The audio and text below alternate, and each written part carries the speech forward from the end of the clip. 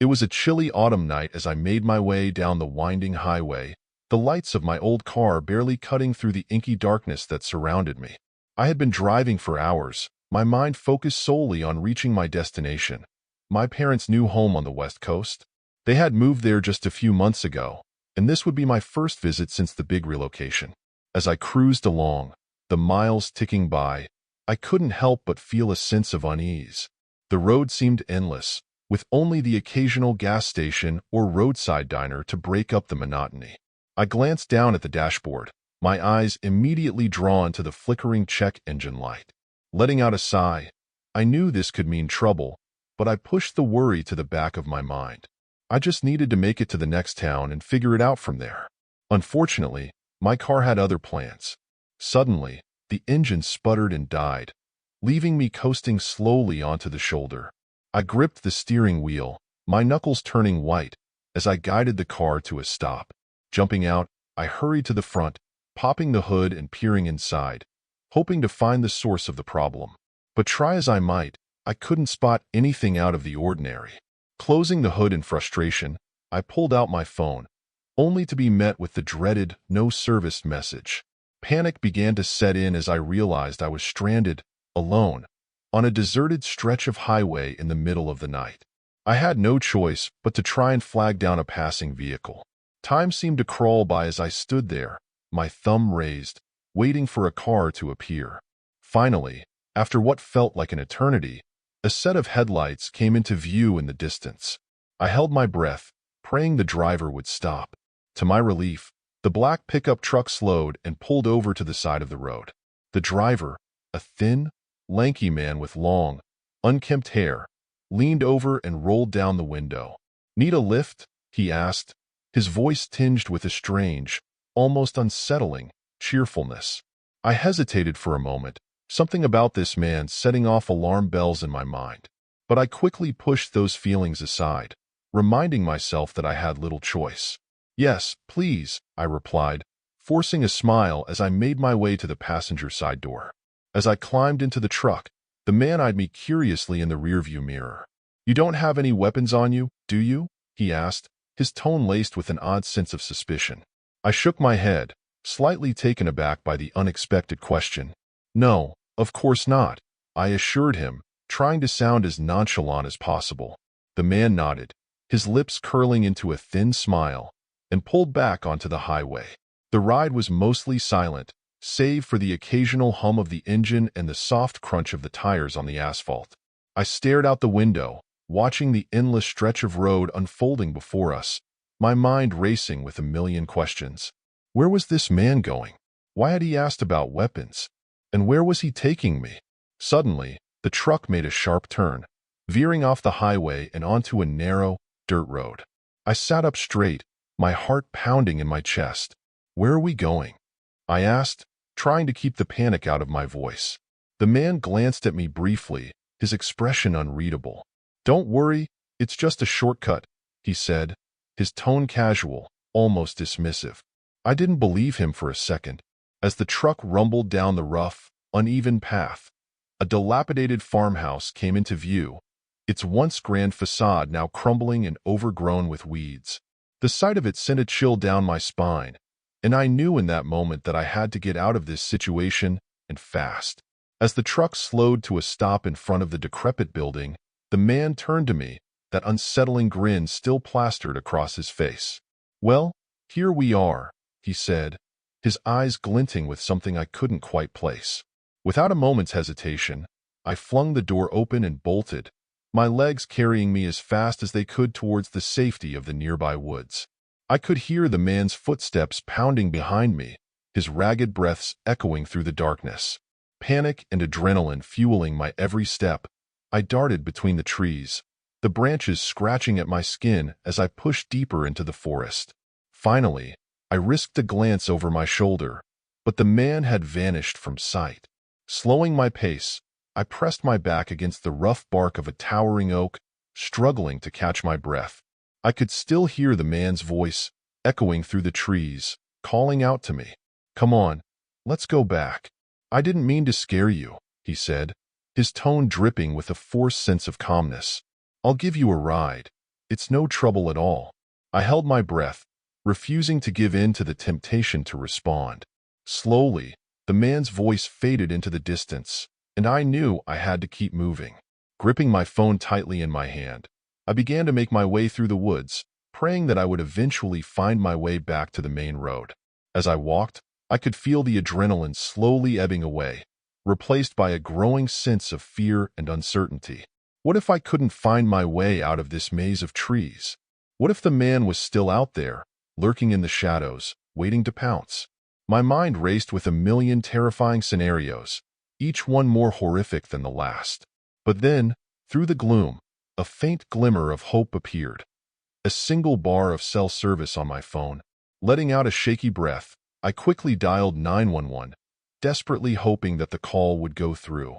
To my relief, a calm, steady voice answered on the other end, and I quickly explained my situation. "Stay where you are. Help is on the way," the operator said, her words soothing my frayed nerves. "Can you give me any landmarks or details about your location?"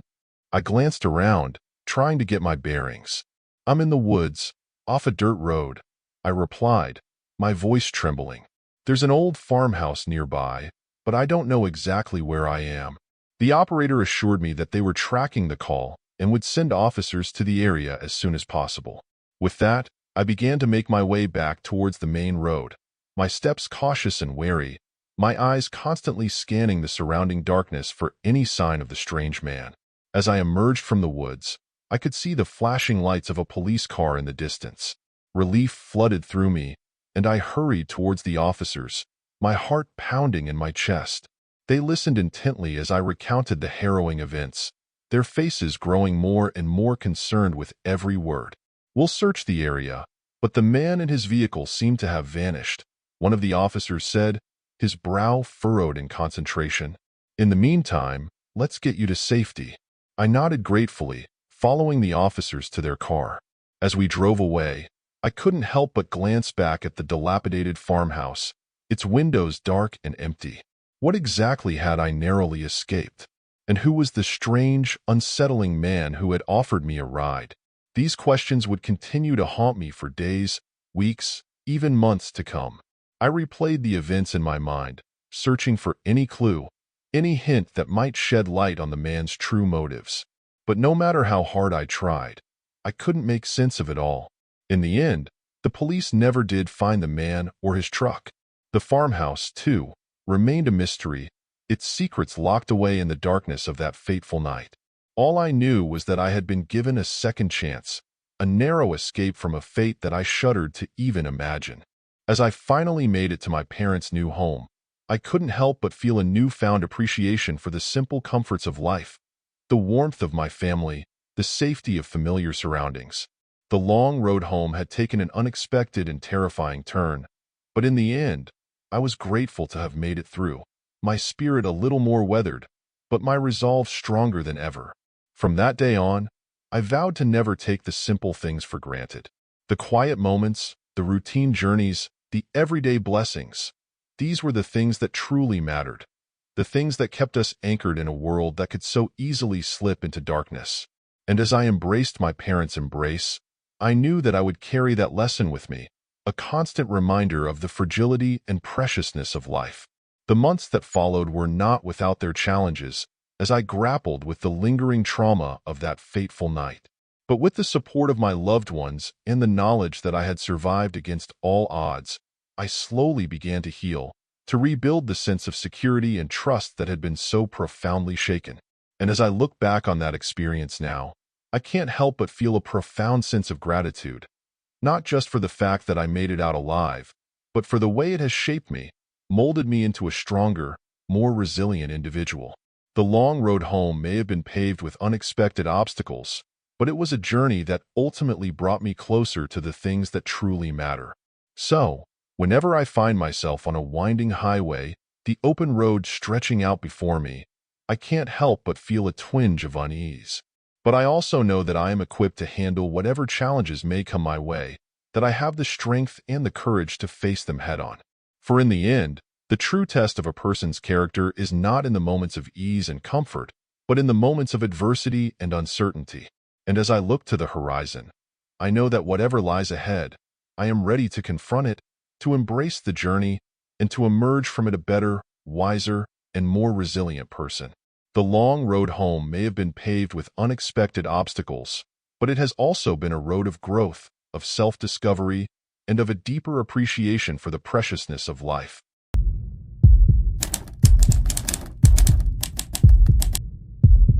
It was late on a Thursday night when Jack found himself driving down the lonely rural highway, the inky blackness of the countryside stretching out on either side of his car. He had just finished up an overtime shift at the warehouse and was eager to get home to his small apartment on the outskirts of town. As he navigated the winding roads, Jack couldn't help but feel uneasy. The eerie silence was punctuated only by the hum of his engine and the occasional flutter of a nocturnal creature darting across the asphalt. He gripped the steering wheel a little tighter, his eyes constantly scanning the darkness for any sign of movement. Just as he was starting to relax, a figure suddenly materialized in the middle of the road ahead. Jack slammed on the brakes, his heart pounding as the car screeched to a halt mere feet from the shadowy form. Squinting, he could make out the silhouette of a man standing there, thumb extended in a hitchhiking gesture. Jack hesitated, every instinct telling him to keep driving. But something about the man's posture, hunched, almost defeated, made him pause. Cautiously, he rolled down the window. "You need a ride?" Jack called out, trying to keep his voice steady. The man shuffled closer, and Jack caught a glimpse of his face in the dim glow of the dashboard lights. He looked utterly exhausted, his eyes sunken and his stubble-covered cheeks gaunt. "I'd appreciate it, if you don't mind," the man replied, his voice barely above a whisper. Against his better judgment, Jack nodded and motioned for the man to get in. As the passenger door creaked open, a wave of unease washed over him. But he pushed it down, reminding himself that it was the middle of the night, and this poor soul was clearly in need. The man slid into the seat next to him, his large backpack rustling as he settled in. Jack glanced over, taking in the man's unkempt appearance and the way he clutched the worn strap of his bag as if it were a lifeline. "Where are you headed?" Jack asked, trying to keep his tone casual. "Just the next town over, if you don't mind," the man replied, his eyes fixed straight ahead. Jack nodded and eased the car back onto the road, his grip on the steering wheel tightening with each passing mile. The silence between them was thick and uncomfortable, broken only by the occasional creak of the man shifting in his seat. As they drove, Jack couldn't help but steal glances at his passenger, his unease growing with each passing moment. There was something about the man, the way he held himself, the haunted look in his eyes, that set Jack on edge.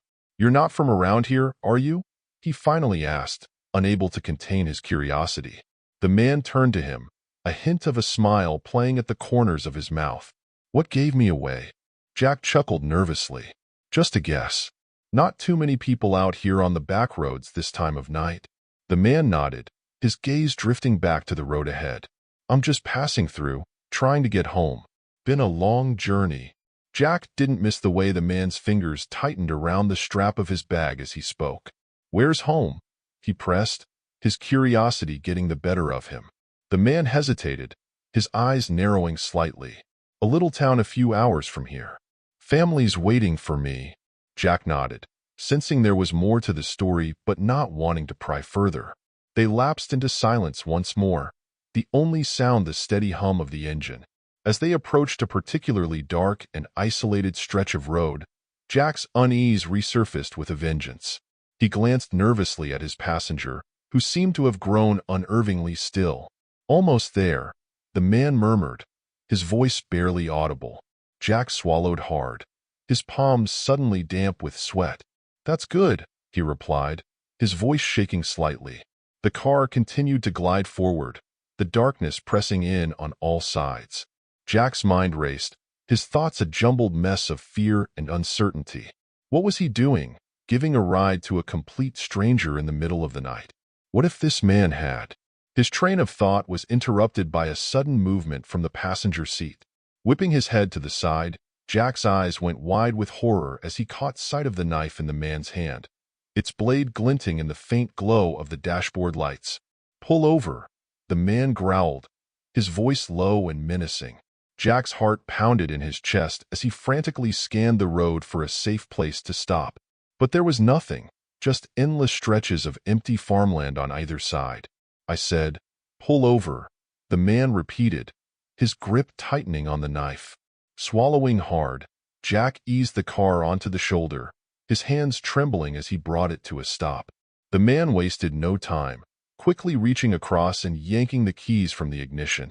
"Out," he barked, his eyes narrowed to slits. Jack hesitated, his mind racing. He could try to make a break for it, but the man was blocking the only way out.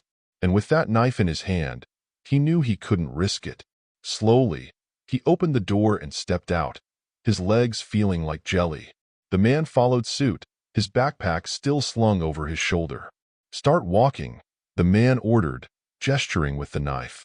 Jack had no choice but to comply, his heart pounding in his ears as he trudged across the empty field. The tall grass whipped at his legs, and the darkness seemed to close in around him, suffocating him. After what felt like an eternity, they reached a small, dilapidated barn in the distance. The man shoved Jack towards the door, his knife still drawn. "Inside," he barked. Jack obeyed, his mind racing as he stepped into the musty, dimly lit interior. The man followed close behind, his eyes darting around the space. "Sit," he commanded, motioning towards a rickety wooden chair in the corner. Jack did as he was told, his hands trembling as he lowered himself into the chair. The man stepped closer, the knife still clutched in his hand. "What do you want from me?" Jack asked, his voice barely above a whisper. The man studied him for a long moment, his expression unreadable. "Nothing," he finally said, his grip on the knife loosening slightly. I need a place to rest, that's all." Jack blinked, his brow furrowing in confusion. "But the knife," the man sighed, his shoulders slumping. "I'm sorry, I didn't mean to scare you. I've been on the road for so long, and I'm so tired." He shook his head, his gaze dropping to the floor. Jack studied the man, a flicker of sympathy stirring within him. He could see the exhaustion in the man's eyes, the way his hands trembled slightly. Whatever had brought him to this point, it was clear he was not a hardened criminal, but rather a desperate soul in need of help. Slowly, Jack nodded. "Okay," he said, his voice soft. "You can stay here, just don't hurt me, okay?" The man looked up, his eyes widening in surprise. You're letting me stay?" Jack nodded again, his own fear slowly ebbing away. "Yeah, I figure you need a place to rest, and I'm not about to leave you out here in the middle of nowhere."